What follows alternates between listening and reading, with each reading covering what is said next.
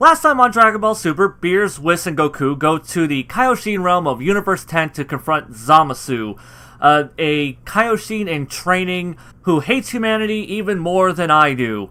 Goku spars with him, they sense his ki, and they're like, that motherfucker is probably black. Also, there was some cute stuff going on with Trunks and 18 and Trunks and Mai. End of episode. This episode was okay, and that's really disappointing for me because I really thought this was going to be like a big make or break episode where I'm like, okay, this is going to be it. This is where I'm going to start getting the info bombs. This is where they're going to start filling me in on everything that's been like, that they've been kind of keeping secret, and that wasn't the case. There's a lot of meandering. We got very little information, and it looked like ass. This animation was bad. Like, everyone keeps on saying, like, oh man, ever since the Trunks arc, the animation's been great. People need to shut the fuck up about the animation. It's all fixed now. And I'm like, is anyone else not seeing what I'm seeing? Because this looked like shit throughout, like, 80% of it. It was horribly off model, like, every fucking scene. Like, all the characters looked all stiff and shit. It was bad. It was such an ugly looking episode. Now, this episode wasn't, like, a complete and utter loss. Like, there was, like, some information that we found out, like, Zamasu was a former Kaio who's being graduated to Kaioshin. He's in like training for that, and it's like, oh, okay, that's pretty cool. That's some new lore information we never learned, that like Kaios can be upgraded to Kaioshin. Though this does really completely contradict the super exciting guide that said like, oh yeah, like Kaios and Kaioshin are born like from the world tree, and if it's like a regular fruit, it's a Kaio, and if it's like a golden fruit, it's a Kaioshin, and that's how they're selected.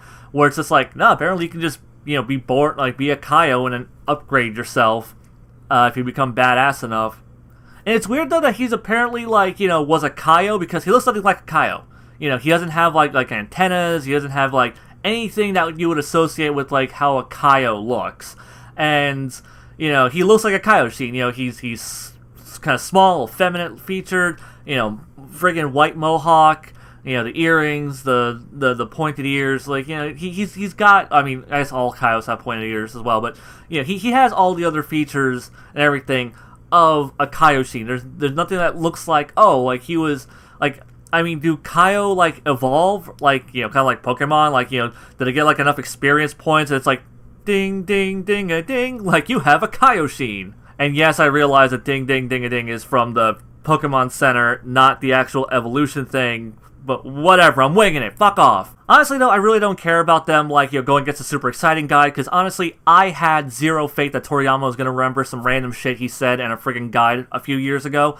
I mean, hell, he couldn't even remember the shit he said in an interview for Resurrection F, like, a couple of months down the road whenever he went and made the Resurrection F arc. Because for anyone who doesn't remember or never saw the interview, they'd ask him, it's like, oh, like, how did they end up training with Whis? And he's like, oh, well, Goku, asked to train with Whis, and Whis was training him, and Vegeta didn't want to get left behind, so he followed with him because he didn't want to fall behind Goku any further. It's like, that's the complete opposite of what happened in Dragon Ball Super. So honestly, the moral of the story is, kids, Toriyama is completely full of shit in anything he says in any guidebook or any fucking interview, because he like has Alzheimer's and he's just forgetting everything, and this dementia's setting in. He doesn't know what the fuck he's doing. So if it doesn't show up in the show or the manga, just assume it isn't like in continuity. Just ignore it. That's what I would do. It'll make you a lot saner. Then there was also Goasu, and he is the Kaioshin that's training Zamasu, and I don't understand why he has a name if he's a Kaioshin. If he's a Kaioshin, shouldn't he just be Kaioshin of like whatever cardinal direction that he rules over? Like, why does he get an actual name? I don't understand that.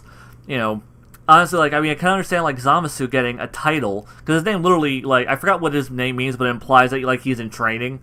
And it's like, okay, well that makes sense for him to have a name, because he's in between a Kaio and a Kaioshin right now. He's in training. So they might give him like a specific title for that. But like, Goasu is just, he's, that's his name. It's like, he's not like the East Kaioshin of the 10th universe. So I'm like, why doesn't he have the title? Like, we don't even, I mean, maybe he's not a Kaioshin, but if he isn't, I don't understand why he's being trained, or why he's training Zamasu then. You would think Zamasu would be being trained by his predecessor, but whatevs.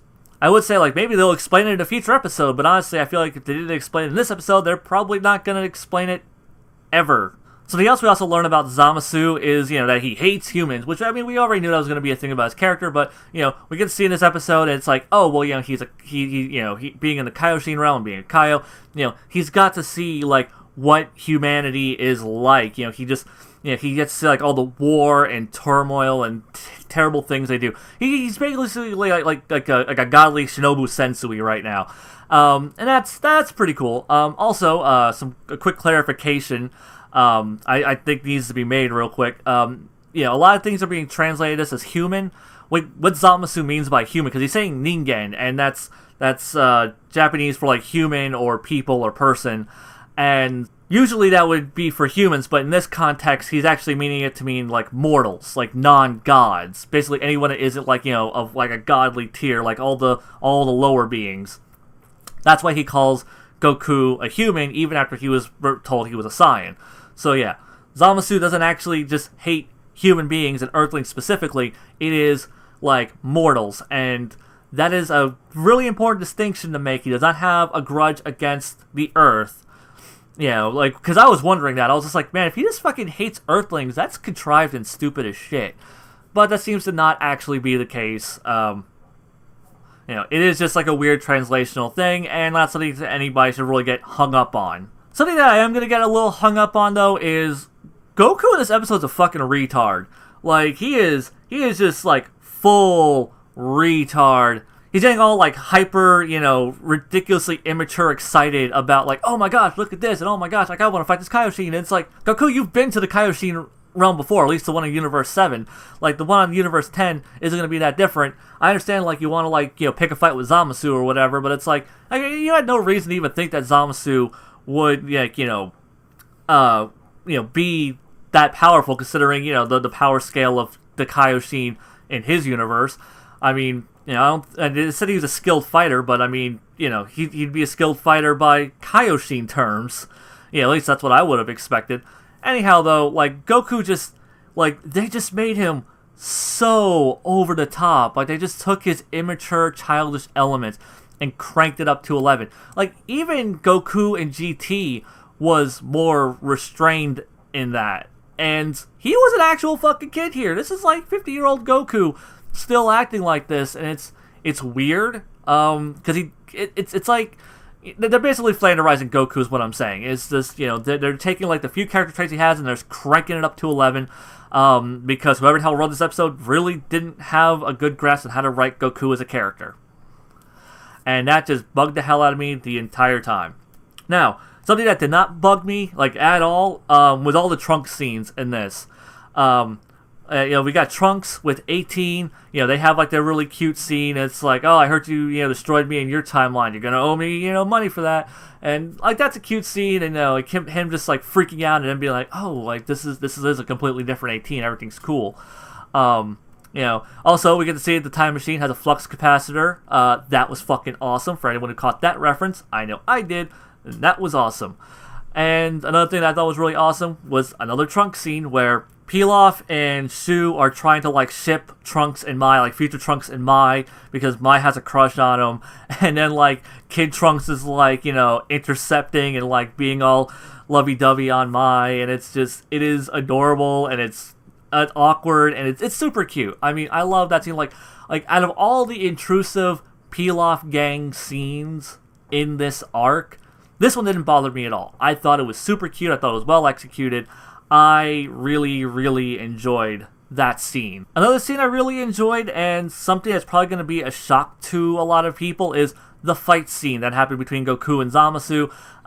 It's interesting, like, because, I'm used to Dragon Ball fights being super fast-paced, and though this isn't exactly super well executed, but I like the idea of just slowing down a Dragon Ball fight, just where they're in slow motion. You just see this dude, like, parrying, like, Goku's moves, and, they clearly, make the point of Zamasu is weaker than an SS2 Goku, like, very clearly, but he's a more skilled fighter, so he's able to parry and dodge and, like, sidestep all of Goku's bullshit, and Goku only wins because he has to, like, power straight through him, which is how pretty much everything in Dragon Ball works.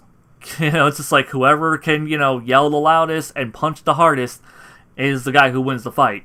But yeah, I did like that little scuffle in a conceptual level. The animation got a little bit more rock solid for that. Like, clearly they were like, this is the action sequence. We have to at least make this serviceable shit. So, I thought it was okay. Like, I kind of like, seeing, like, Goku, like, getting parried and he comes up with the kick and it's just, and Zamasu's, like, blocking his, his foot. And yeah, that was all nice. I really enjoyed that kind of dynamic. And it'd be kind of interesting if Dragon Ball did that a little bit more often, like, just kind of, like, slow down a fight and just show, like, these characters, like, being super, skilled fighters for a change and just, like, parrying, dodging, and sidestepping and, I don't know, using actual martial arts in this fantasy sci-fi martial arts anime. Just an idea. So yeah, like, overall, this episode is, like I said, okay. Like I said, overall, this episode is, it's okay. It's not good. It's not really bad. It doesn't really use its time well, but I mean, I guess you could say that about all these episodes so far. It really feels like the story's just dragging at this point. And honestly, with this episode, I started to get really, really concerned. Because I think I know what the big reveal is going to be. And I have a weird feeling that it's going to be because Zamasu meets Goku, and now he fears what mortals can do, he's going to, either become black or create black in the future, and that's what's going to wreck Trunks' timeline. And if that's the case, that's really retarded, because, like, first off, that's a time paradox. Like, because, like the only reason Goku even went there to confront Zamasu is because Black already existed.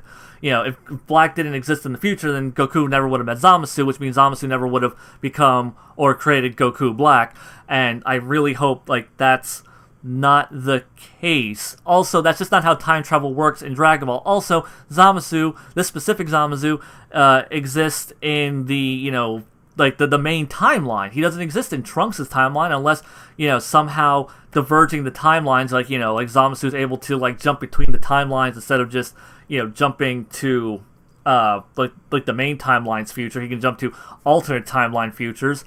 That's just, I don't know, that was all a little weird to me. I'm really concerned this is the route that the arc's going to be going. I have a bad feeling I'm going to be right, and if I am, I'm going to be really, really disappointed, because that just completely conflicts with, like, everything we know about, like, first off, like I said, time paradox, I hate those, and also, it completely conflicts with, like, how we understand time travel in Dragon Ball, and it's just, I don't want that to be the case. Also, something I don't want to be the case, and I think this is going to be the case, is I'm starting to worry that, like, because, like, these episodes have been so padded, and they're doing so little in each episode, because once they get to the future, they're gonna have one big fight with Black, and resolve the Black thing and the Zamasu thing, and then that's gonna be the end of the arc. And then it's just gonna be like pretty much all the other arcs of this fucking series, where it's just bad guy shows up, some padding, Goku and Vegeta fight the bad guy, end of arc. And the only arc that wasn't like this now is the Champa arc, because that was a tournament. But here, like, if this arc turns into that, it's going to be just like the first two arcs. It's going to have the exact same kind of framework. And Jesus Christ, that's just lazy, shitty storytelling. Fuck. I'm getting tired of that. Like, you finally had a storyline that wasn't made for a fucking movie, and yet you're going to, give it a plot line that could fit within a movie. Yeah, like I said, hopefully I am wrong. Hopefully I'm wrong, and it ends up being awesome and cool and something I really like. Now, something on a more positive or maybe negative note, depending on, like, how you take this information. I am not going to have a Dragon Ball Super review up in any kind of timely fashion for next week. I'm going on vacation. I'm going to Tampa Bay Comic-Con. I'm going to be hanging out with, like, Geekdom and Quaman and Black and Fist and Uncanny Megan and a bunch of others. It's going to be this big old Dragon Ball YouTuber hangout thing. So yeah, I'm going to be doing that. I'm not going to be near my computer or my editing software or anything. So yeah, like, I won't have a review up for, like, several days after the next episode comes out. It'll be before, like, the episode after that comes out, but it definitely won't be, like, a day or two after it. So yeah, unfortunately, you guys have to wait for that. I do have some videos lined up that I'm going to be drip feeding, that I'm going to have, like, set up to release while I'm gone. But yeah, I am going to be, like I said, not here. I'm going to be hanging out with all the Dragon Ball guys. And if you are in the Tampa Bay area and want to meet any of us, I guess show up, say hi. If you hate me, call me a faggot to my face, I guess. At least, I'd respect you more than the people who call me a faggot in my comments section. Don't be surprised if I punch you in the goddamn face, regardless of your age or gender. But hey, you can at least, sack up and say it to my face. Alright, end the video. That's all I had to say. Till next time, guys. Zeon, out.